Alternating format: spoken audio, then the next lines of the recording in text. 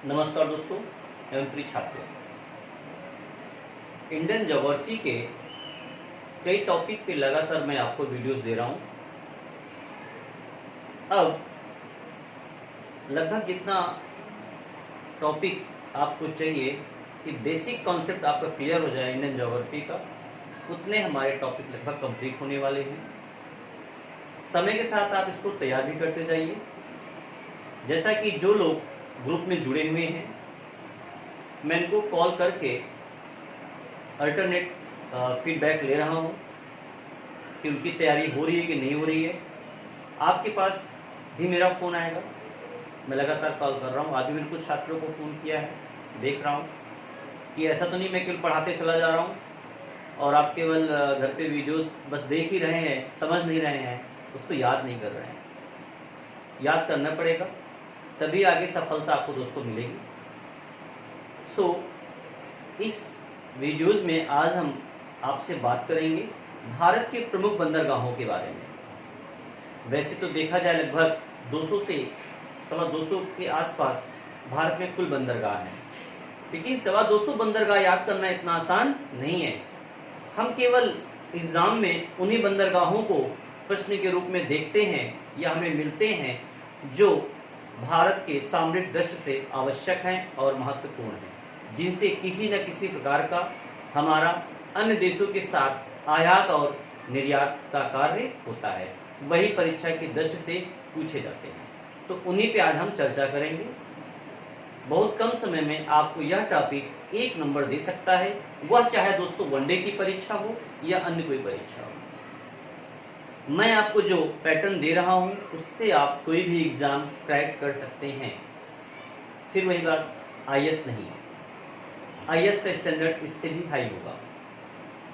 दोस्तों, मेरा मुख्य उद्देश्य वनडे की जितनी परीक्षाएं होती हैं और जो मेरे भाई बहन दोस्त डिफेंस की सेवा में जाना चाहते हैं उनके लिए तो बिल्कुल ही कंप्लीट सिलेबस में आपको दूंगा। इसके अलावा बीओ की परीक्षा, रेलवे, सभी में कारगर टॉपिक हैं। हर जगह टॉपिक एक ही होते हैं, मैं पहले ही बता चुका हूं। लेवल अप एंड डाउन करेगा। तो समय न गवाते हुए आज के टॉपिक पर डिस्कशन करेंगे। भारत के प्रमुख बंदरगाह दोस्तों, सबसे पहले अभी जल्द में पूछा गया क्वेश्चन, ये मैंने टॉप पे रखा हुआ। वैसे देखा जाए भारत में कुल बंदरगाहों की संख्या जो है वो आपकी 13। भारत में कुल बंदरगाह, जो बड़े बंदरगाह, मुख्य बंदरगाह दोस्तों 13 है, 13 है। यह प्रश्न एग्जाम में आ चुका है और उसने पूछा था लगभग, तो ऑप्शन में शायद 12 भी था, तो लोगों ने 12 टिक कर दिया था, तो वो भी सही है। अगर आपकी बुक में 12 है दिखा रहा तो भी सही है, 13 है तो भी सही। वैसे एग्जैक्टली 13 बंदरगाह मुख्य बंदरगाह माने जाते हैं। अब वो 12 बंदरगाह मुख्य कौन कौन से हैं उन पे हम डिस्कशन करेंगे। पहले वही देखेंगे, फिर अन्य देखेंगे। उसके पहले एक क्वेश्चन अभी तुरंत परीक्षा में पूछा गया है, उसको मैंने टॉप प्रायोरिटी पे रखा हुआ। ये क्वेश्चन देखिए, कुछ शिपयार्ड पूछे गए हैं और उनका सही मिलान के लिए प्रश्न आया था एग्जाम में। क्या आया था देख लीजिए। गार्डन रीच शिपयार्ड कहाँ पे है दोस्तों? पश्चिम बंगाल में है, ये आपको रटना ही है। इसमें क्या कर सकते हैं, क्या मैं समझा सकता हूँ? पश्चिम बंगाल है, यहाँ है तो है, इसमें कोई समझाने वाली चीज नहीं है। आप बस मैप को दिमाग में बसा लीजिए और देखिए कि हाँ यहाँ गार्डन रीच है। हिंदुस्तान शिपयार्ड आपका कहाँ है? आंध्र प्रदेश, एपी। मडगांव एग्जाम में आप पूछा गया है, मडगांव। डाक्स कहाँ है? महाराष्ट्र में है। और कोचीन शिपयार्ड कहाँ है आपका दोस्तों? केरला में है। ये इतने शिपयार्ड हैं जो एग्जाम में पूछे गए हैं, अलग अलग जगह हैं। तो फिर से देखिए, Garden Reach Paschim Bangal, Hindustan shipyard Arunachal Pradesh, sorry Andhra Pradesh, Madgaon, docks Maharashtra, MS for Maharashtra and Cochin shipyard Kerala. Exam में सबसे ज्यादा ये 2 आते हैं, क्योंकि इसमें जल्दी पकड़ नहीं पाती और ये तो पूछा ही गया है कई बार। यहां कोचीन की पकड़ हो जाती केरला में है, तो इसको हम हटा दें पहले। अब बात करते हैं ऐसे बंदरगाह जो परीक्षा में लगातार पूछे जा रहे हैं। तो सबसे पहला प्रश्न, भारत का सबसे बड़ा प्राकृतिक बंदरगाह कौन सा है दोस्तों? मुंबई। आवागमन की दृष्टि से भारत का सबसे व्यस्ततम बंदरगाह मुंबई बंदरगाह है। ये देख लीजिए, ये आपका महाराष्ट्र हुआ और महाराष्ट्र में ये आपका हुआ दोस्तों मुंबई बंदरगाह। अगर पूछा जाए सबसे व्यस्ततम बंदरगाह कौन सा है भारत का, मुंबई बंदरगाह है। साइमन कमीशन याद करिए, साइमन कमीशन गो बैक, जो साइमन कमीशन सबसे पहले भारत में आया था, किस तट पे आया था? मुंबई के तट पे आया था, इसी के तट पे आया था। इसके बाद इसी मुंबई का दूसरा बंदरगाह है जो कि पूर्णतः मशीनीकृत बंदरगाह है, कंप्यूटरीकृत बंदरगाह है, मशीनीकृत है। कौन सा है? जवाहरलाल नेहरू। इसका दूसरा नाम है नाहवा सेवा बंदरगाह। तो नाहवा सेवा बंदरगाह कहां पर है? आपका ये महाराष्ट्र में है। अभी जल्द ही परीक्षा में ये टेट की परीक्षा में पूछा गया क्वेश्चन है। तो ये दो बंदरगाह आपके महाराष्ट्र के फेमस बंदरगाह। मुंबई बंदरगाह किस द्वीप पर है दोस्तों? सालसेट। ये पूछा गया एग्जाम में क्वेश्चन है कि मुंबई पत्तन जो आपका है बंदरगाह किस द्वीप पर है? सालसेट द्वीप पर। यह मुंबई ही आपका जो बसा हुआ है किस पर बसा हुआ है? सालसेट द्वीप पर दोस्तों बसा हुआ है। आगे देखते हैं, पहले मुख्य पत्तन की बात करेंगे। कांदला, कांदला आपका मुख्य पत्तनों में 13 बड़े पत्तनों में आता है। कांदला बंदरगाह आपका कहां पड़ेगा दोस्तों? गुजरात में पड़ेगा। और कांदला बंदरगाह परीक्षा की दृष्टि से बहुत ही इंपॉर्टेंट है। क्यों? अभी जल्द ही भारत सरकार ने इसका नाम बदल दिया है। क्या कर दिया है? दीन दयाल उपाध्याय बंदरगाह। दीन दयाल, इसका नया नाम हो गया है दोस्तों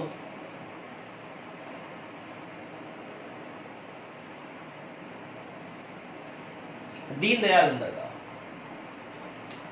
कांदला का नाम बदल के, तो यह परीक्षा के दृष्टि से इंपॉर्टेंट प्रश्न हो गया क्योंकि बदलाव तुरंत किया गया है। तो परीक्षा में आने की क्वेश्चन है। करंट क्वेश्चन, ज्योग्राफी कहीं ना कहीं करंट से कनेक्ट होके ही बनेगी। अन्य बंदरगाहों की बात करें जो यहाँ के बड़े बंदरगाहों में है, तो कांदा हो गया। थोड़ा आगे आइए, गोवा का मर्मगांव बंदरगाह बहुत इंपॉर्टेंट है। इसके अलावा कर्नाटका का न्यू बंगलोर, न्यू बंगलोर कहां पर है? कर्नाटका में है। ये बड़े बंदरगाह की पहले बात कर रहे हैं। थोड़ा आगे और बढ़ेंगे तो आपका कोचीन बंदरगाह, कोचीन बंदरगाह परीक्षा की दृष्टि इंपॉर्टेंट है। क्यों है? ध्यान दीजिएगा, भारत का सबसे बड़ा पोत शिपयार्ड पूछा जाता है। भारत का सबसे बड़ा पोत शिपयार्ड कौन सा है? कोचीन है। और यहीं पे ऊपर थोड़ा आएंगे, कालीकट बंदरगाह है। ये वही कालीकट बंदरगाह है जहां पर वास्को डी गामा 1498 में पहली बार आया था। वास्को डी गामा, आप जाएंगे उधर हिस्ट्री में जाएंगे, आपको वहां मिल जाएगा। चलिए वापस आइए, बाकी छोटे मोटे उनकी बात चर्चा बाद में करेंगे। बड़े बंदरगाह हम देख लें। बड़े बंदरगाहों में आपका तूतीकोरन आता है दोस्तों। तूतीकोरन कहां पड़ेगा? तमिलनाडु में पड़ेगा। डायमंड हार्बर बड़े बंदरगाहों में है, कहां पड़ेगा? तमिलनाडु में, सॉरी पश्चिम बंगाल में पड़ेगा। हल्दिया पश्चिम बंगाल में पड़ेगा। और यहीं पर आपका कलकत्ता बंदरगाह भी है। कौन सा दोस्तों? कलकत्ता। हल्दिया और कलकत्ता,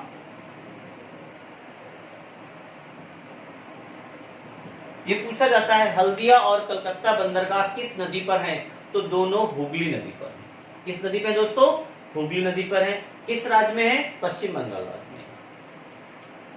आगे पारादीप बड़े बंदरगाहों में से है, ये आपका है उड़ीसा।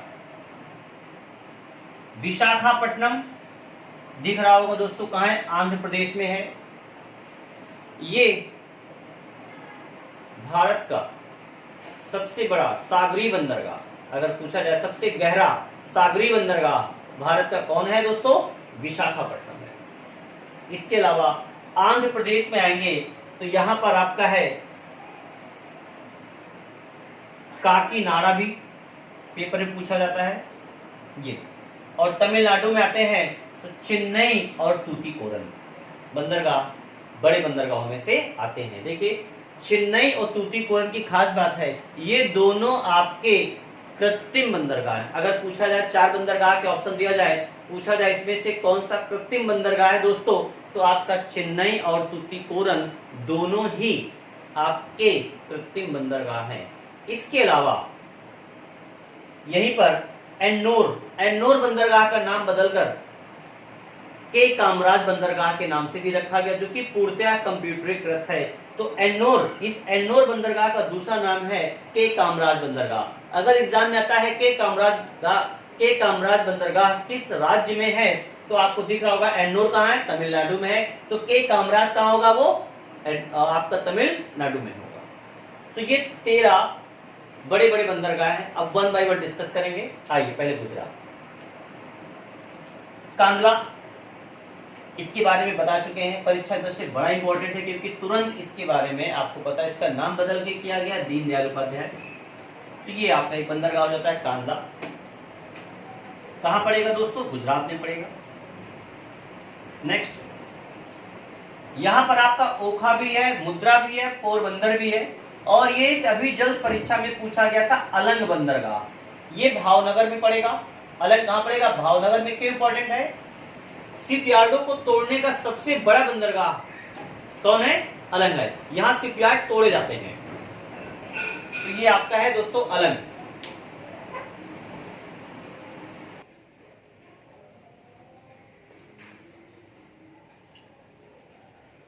तो दोस्तों मैं बात कर रहा था गुजरात में आप देख चुके हैं इतने बंदरगाह हैं। अब कांदला हो चुका है। कांदला बहुत इंपॉर्टेंट है। और एक प्रश्न और आया था कांदला बंदरगाह कि भारत का प्रमुख आयात बंदरगाह है। तो कांदला एक प्रकार का आयात बंदरगाह है और बड़ा बिजी बंदरगाह। यहाँ बहुत काफी ज्यादा आयात होता है यहाँ पर अन्य देशों से। अन्य की बात करें हम तो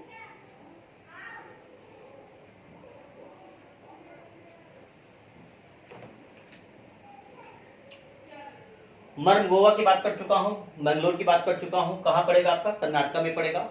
इसके अलावा कालीकट, कोचीन के बारे में बता चुका हूं। भारत का सबसे बड़ा प्राकृतिक बंदरगाह है, भारत का सबसे बड़ा पोस्ट शिपयार्ड है। इसके अलावा यह प्राकृतिक बंदरगाह, लेकिन अगर कोचीन और मुंबई दोनों बंदरगाहों में कंपेयर करेंगे तो सबसे बड़ा प्राकृतिक बंदरगाह दोनों दोस्तों, लेकिन सबसे बड़ा बंदरगाह आपका मुंबई होगा, ना कि कोचीन होगा। कोचीन बड़ा है किसमें, शिपयार्ड में। नेक्स्ट, यहां के जो बचे हुए बंदरगाहों में नागपट्टनम तमिलनाडु आप देख सकते हैं। एन्नूर बता चुका हूं। काकीनाडा के साथ मछलीपट्टनम ये भी एक बंदरगाह है।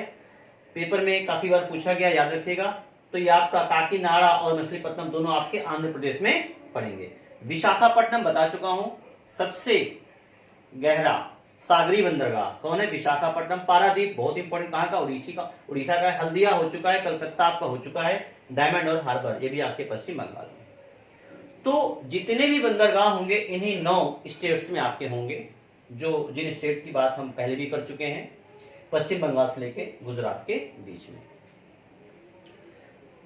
अब कुछ अन्य क्वेश्चन जो परीक्षा में पूछे गए हैं, तो उसमें सबसे दहेज बंदरगाह पेपर में आ चुका है कि दहेज बंदरगाह कहां पर है, आपको ये आपका गुजरात में पड़ेगा। अन्य ये क्वेश्चन बंदरगाह बता ही चुका हूं। तो ले दे के उलट पलट करके इसी में से सारे क्वेश्चन आते हैं, इसी को आप तैयार कर लीजिए। एक क्वेश्चन आपका अगर पेपर में कुछ आना है बंदरगाह से, यहीं से आपको मिल जाएगा, इससे बाहर आपको नहीं जाना पड़ेगा। सो दोस्तों आज का टॉपिक इतना ही रखते हैं। ये हमारा काफी छोटा वीडियो होगा जो कि आपके टॉपिक को कवर करेगा। सो आपको इसको सब्सक्राइब करें, मैक्सिमम लोगों तक इसको पहुंचाइए, ताकि सभी लोग लॉकडाउन को फॉलो करते हुए घर पे बैठ के ऑनलाइन पढ़ाई कर सकें और आने वाली परीक्षाओं में सफलता प्राप्त कर सकें। जय हिंद, जय भारत।